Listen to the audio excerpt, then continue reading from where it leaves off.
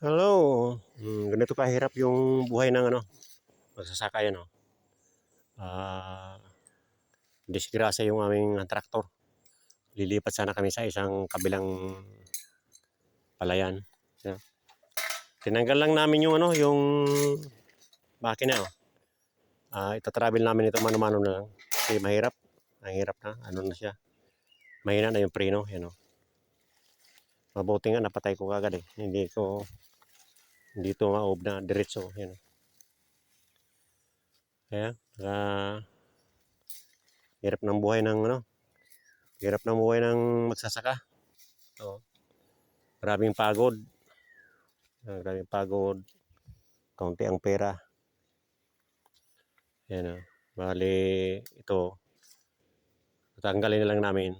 Tapos, ang pagbiyahe, ano na lang, paisa-isa na lang.